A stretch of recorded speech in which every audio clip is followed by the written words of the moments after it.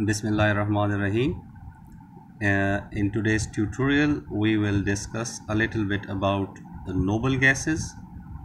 What are noble gases and why are they called inert gases? And we will discuss also some of their examples. So let's start. Noble gases क्या होती हैं? Elements which have complete outermost S and P subshell except helium. वो elements जिसके outermost shell जो है वो complete होते हैं, कौन से? S और P subshell जो है, outermost S और P subshell इसके होते हैं और ये कंप्लीट होते हैं। इसमें इलेक्ट्रॉन की जो है फिलिंग मज़ीद हम नहीं कर सकते, यानी ये मज़ीद इलेक्ट्रॉन्स को जो है वो एकोमोडेट नहीं कर सकते। एज़ वी नो कि इलेक्ट्रॉन जो है जो मैक्सिमम अमाउंट है एस ऑर्बिटल में या सब शेल में, तो एस सब शेल में मैक्सिमम हमारे पास इस ऑर्बिटल में मैक्सिमम इलेक्ट्रॉन्स हमारे पास एकोमोडेट हो सकते हैं 2 इलेक्ट्रॉन्स, और P में जो है वो 6 इलेक्ट्रॉन जो है वो कंप्लीट आ सकते हैं। यानी अगर 2 के साथ जो है हम मज़ीद 4 इलेक्ट्रॉन्स ऐड कर दें तो वो P सब शेल जो है वो कंप्लीट हो जाता है। P सब शेल जो है उसकी कंप्लीशन जो है तब होती है जब उसमें 6 इलेक्ट्रॉन्स होते हैं, और S सब शेल तब कंप्लीट होता है जब उसमें 2 इलेक्ट्रॉन्स होते हैं। हीलियम को अगर आप पीरियोडिक टेबल में देख लें तो हीलियम के पास एक ही सब शेल है, S शेल, और इसका जो सब शेल है उसमें इसके पास 2 प्रोटॉन्स हैं हीलियम के पास, और 2 ही इसके पास इलेक्ट्रॉन्स होती हैं। तो इसके जो दोनों इलेक्ट्रॉन्स हैं वो इसके S सब शेल में आ जाते हैं, वो एकोमोडेट हो जाते हैं, और इसी से जो है उसकी कंप्लीशन हो जाती है। इसी वजह से इसको नोबल गैसेस भी कहते हैं। नोबल जैसे नाम से जो है वो इंडिकेट होता है कि नोबल ये इसलिए है क्योंकि ये बहुत शरीफ है, ये रिएक्टिव नहीं है, इनको नहीं चाहिए, ये स्टेबल होते हैं, बहुत ज़्यादा स्टेबल होता है। इसको अपने स्टेबल स्टेट में डिस्टर्बेंस जो है वो बिल्कुल भी पसंद नहीं है, ना किसी का जो है वो कुछ लेना है, ना इसने किसी को कुछ देना होता है। ये कंप्लीटली जो है वो 2 इलेक्ट्रॉन से जो है हीलियम एटम जो है वो 2 इलेक्ट्रॉन से इसका S सब शेल पुरमामूर हो जाता है और इसकी नीड जो है वो ख़त्म हो जाती है। इसी तरह इस ग्रुप में जो नोबल गैसेस का ग्रुप है, helium, neon, argon, krypton, xenon, radon, इन सब में जब आप देखेंगे तो इसके जो P सब शेल है, बाकी हीलियम के अलावा बाकी जितनी भी इस ग्रुप के एलिमेंट्स हैं उनके P सब शेल में आपको नज़र आएंगे कि इसमें 6 इलेक्ट्रॉन्स होंगे। जब आप इसकी इलेक्ट्रॉनिक कन्फिगरेशन देखते हैं तो उनके पास 6 इलेक्ट्रॉन्स जो होते हैं वो हम एग्जांपल्स में अभी देखते हैं। हाँ, इसको किस वजह से नोबल गैसेस कहते हैं? क्योंकि ये बहुत ज़्यादा शरीफ हैं, ये बहुत ज़्यादा रिएक्टिव नहीं है, नॉन रिएक्टिव है, ये बहुत ज़्यादा स्टेबल है, इसी वजह से शराफत से भरपूर होते हैं, नोबल हैं। इनर्ट गैसेस भी इनको हम बोलते हैं।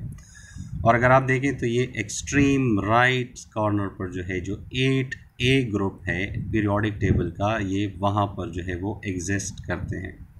यानी इनके आउटर मोस्ट शेल में जो है वो आपको ये भी नज़र आएंगे कि आपको एक और पैटर्न इसमें नज़र आएगा, एक पीरियोडिसिटी जो है इसमें नज़र आएगी कि इसके P सब शेल जो हैं या इसके जो सब शेल्स हैं आउटर मोस्ट, इसमें इलेक्ट्रॉन्स के नंबर जो है वो इवन होंगे, यानी पेयर में जो है वो आपको मिलेंगे, और पेयर में इलेक्ट्रॉन जब होते हैं तो ये बहुत ज़्यादा स्टेबिलिटी की अलामत होते हैं।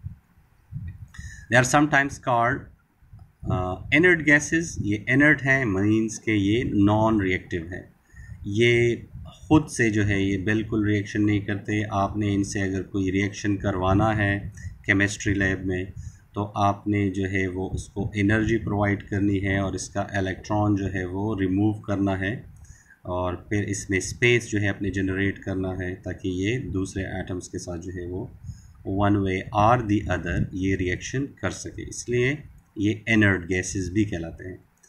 और इनर्ट का मतलब क्या है? इनर्ट का सिंपली मतलब ये होता है कि they are not reactive, they are very शरीफ, they are very much noble, ठीक है।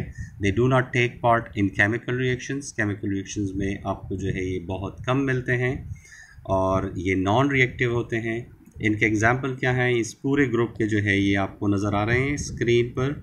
हीलियम है, इसका जो है एटॉमिक नंबर है वो 2 है और इसका जो एटॉमिक मास है वो है 4। नियॉन जो है देखिए ये इवन नंबर के साथ जो है हीलियम 2 प्रोटॉन्स और 2 इलेक्ट्रॉन्स और 2 जो है प्रोटॉन और 2 न्यूट्रॉन्स हैं इसके पास।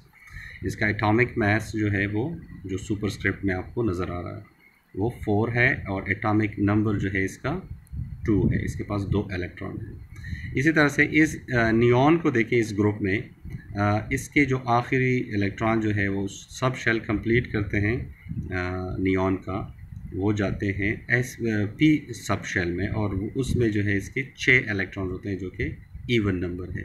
लेकिन अगर यहाँ पर आप इसके एटॉमिक मास को देख लें तो इसके पास जो है नियॉन के जो है वो जो सबस्क्रिप्ट में नज़र आ रहा है आपको, इसका 10 है और एटॉमिक मास इसका 20 है। इसी तरह से ऑर्गन है, इसका एटॉमिक नंबर जो है वो है 18, अगेन ये इवन है और जो इसका एटॉमिक मास है वो है 40। इसी तरह से जो क्रिप्टॉन है, इसका जो एटॉमिक नंबर है वो है 36 और इसके जो एटॉमिक मास है वो है 84। ज़ेनॉन के जो है वो आप देखें अगेन इवन नंबर के जो है इसके पास इलेक्ट्रॉन है 54 और इसका जो एटॉमिक मास है वो है 131। रेडॉन को अगर आप देख लें, इसका जो एटॉमिक नंबर है वो है 86, अगेन इवन, और इसके पास जो एटॉमिक मास है वो भी इवन नंबर में आ रहा है 222। इसके साथ जो है हम देखते हैं कि जो नोबल गैसेस हैं ये क्या होते हैं? Noble gases are so stable so they do not take part in chemical reactions. The reason is that all noble gases have complete outermost valence shell. जो वैलेंसी इसका बनते हैं वो इसका आउटर मोस्ट शेल जो है वो कहलाता है, वैलेंसी जहाँ से बनाते हैं वो कंप्लीट होता है इसका। The valence shell electronic configuration of the first 3 noble gases is as follow, as you can see on the screen. Helium का देखें, इसका जो इसके पास एक ही सब शेल है वो एस सब शेल है, इसमें देखें इसके 2 इलेक्ट्रॉन्स हैं वो इसी में आए हुए हैं। तो हमने इसकी डेफिनेशन क्या की थी? डेफिनेशन में यही थी कि noble gases are those elements which have complete S और पी सब शेल। तो अब आप इसमें देखेंगे कि एस सब शेल जो है इसका कंप्लीट है, तो ये एक्सेप्ट हीलियम हमने इसलिए कहा हुआ था। एग्जाम में इसी तरह का क्वेश्चन आता है कि give electronic configuration of the first 3 noble gases, ठीक है। इसके अलावा जो है आप देखें कि ये नियॉन है, ये जो है नियॉन लाइट्स में यूज़ होते हैं और इसमें देखिए इसके पास जो है वो 10 इलेक्ट्रॉन्स हैं। इसके फर्स्ट शेल में इसकी तरह हीलियम, हम इसको इस तरह कह सकते हैं कि नियॉन में जो है यहाँ पर अगर हम ये कन्फिग्रेशन लिखें कि इसके पास हीलियम कन्फिग्रेशन है, फिर 2s जो है क्योंकि सेकंड जो शेल है उसमें जो है 2 सब शेल होते हैं 2s और 2p। तो इसमें देखें कि 2 जो s ऑर्बिटल है उसमें तो 2 इलेक्ट्रॉन मैक्सिमम आ सकते हैं, तो 2 + 2 ये 4 हो गए और इसके पास जो है इसका एटॉमिक नंबर जो है वो 10 है, तो 6 इलेक्ट्रॉन्स रहते हैं। इसके पास एक और सब शेल है जो कि p ऑर्बिटल है, उसमें जो है ये आसानी से 6 आ जाते हैं और ये इवन नंबर के जो है वो आपको नज़र आ रहे हैं।